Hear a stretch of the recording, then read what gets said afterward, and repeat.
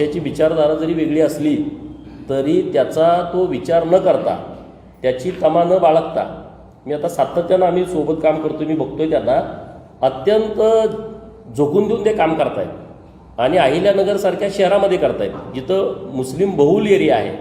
ते मताचा विचार करत नाहीत, ते निवडणुकीचा विचार करत नाहीत, परंतु हिंदू धर्म टिकला पाहिजे, परंपरा टिकल्या पाहिजेत, हिंदू मुलींच्या संदर्भात म्हणजे हायेस्ट तिथंच तक्रारी आहेत अहिल्यानगर जिल्ह्यामध्ये.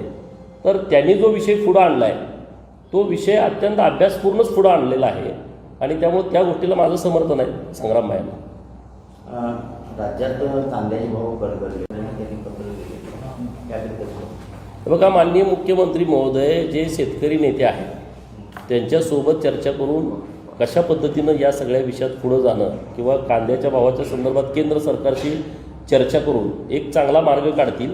आता मी शेतकरी नेता नाही त्यामुळे मला इतकं डिटेल कांद्याच्या संदर्भात आज मी माहिती देऊ शकत नाही, परंतु योग्य चांगला मार्ग काढतील. जयंत पाटलांनी त्यांच्या मुलासाठी प्रयत्न केला हे तर तुम्हाला माहीत आहे ना. जर ते विशाल पाटलाला खासदार करू शकत असतील तर त्यांनी त्यांच्यावर पोराला केलं असतं ना. सगळ्या पोरांचं लॉन्चिंग झालं, आता सगळ्यात दुःख त्याला आराचं पोरगं आमदार झालं पण जयंतरावचं होईना, अजितदादाचं पोरगं खासदार झालं पण जयंतरावचं होईना. आता सगळ्यात दुःख तर जयंतरावलाच आहे ना. त्यामुळे दुसऱ्याला खासदार करण्यापेक्षा त्यांनी त्यांच्याच पोराला केलं असतं ना. हातकणंगलेमध्ये चाचणी केली, कारण मी तिथं प्रभारी होतो ना हातकणंगलेला.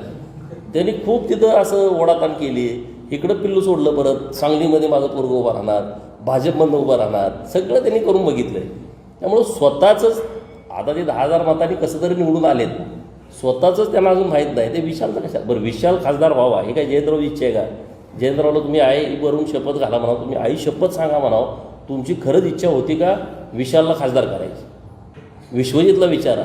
हे आता तुम्हाला पण माहीत आहे ना राजकारण काय आहे. आणि त्यामुळे ते इकडचा खासदार ठरवणं हे जयंतराव